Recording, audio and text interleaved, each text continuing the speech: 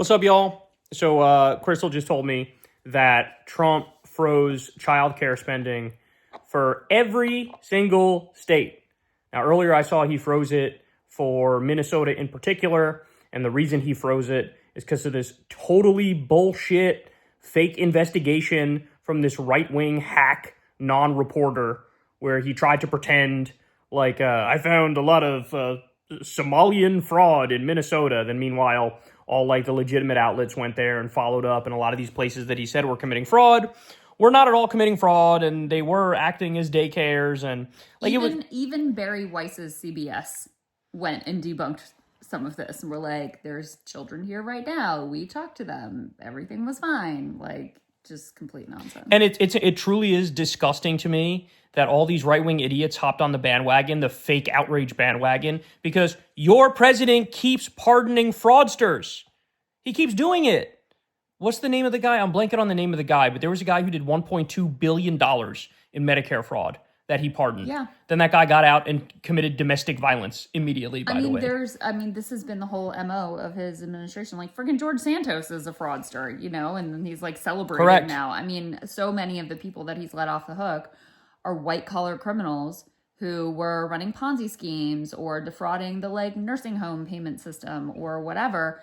And when he pardons them, it means the victims don't get their restitution either. So that's been their whole thing, not to mention all of the just like out and out fraudsters in his government, like Elon Musk and like himself grifting and corruption, et cetera. Like, that is their whole thing. So to make it so that, to your point, he made the decision to make it so they don't have to pay back the people they defrauded. Right. He could have pardoned them and said, but you still have to pay back the people you defrauded. He actively chose not to do that. Crazy. So he is like objectively pro-fraud. His family stole from a children's cancer charity. Okay? This is who we're talking about. And I'm supposed to take their fucking virtue signaling seriously about, we're so against fraud. Like, fucking spare me. The Pentagon can't account for 63% of their money. That's literally trillions of dollars missing. They failed 8 audits in a row. And what did Trump do? Increase their budget to $1 trillion. Yeah. So I don't want to hear it. Like, you guys are the fucking fraudsters and the con man. It's just a sick joke. But anyway, they're beating up on these poor Somalis. And of course, they're trying to make the argument that, like, they're all fraudsters and they're all criminals. Let's just call it what it is. It's just pure racism. That's all it is. They're black, so I say they're criminals. So now, by the way, this fucking fake journalist who's going after them, the guy's a total fucking Israel-funded Zionist hack.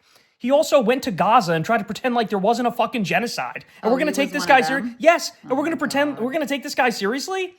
You got to be kidding me. So anyway, there's like a bunch of real outlets went and humiliated him to his face, which was nice to see. But Trump froze the childcare funding for all of Minnesota because, spoiler alert, he doesn't give a fuck about any childcare for any kids in this country.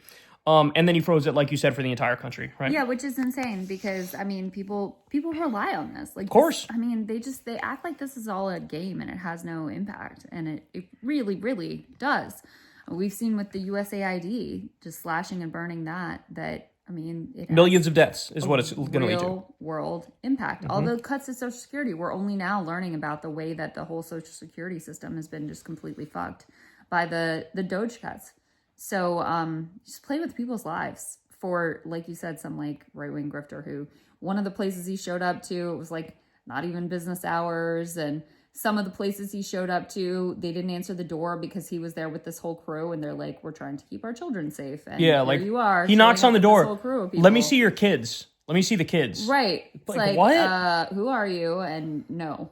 So anyway, the whole thing is just completely insane. I guess this is what we're going to be facing heading into the new year, huh? Yeah, fuck these people. I can't stand them.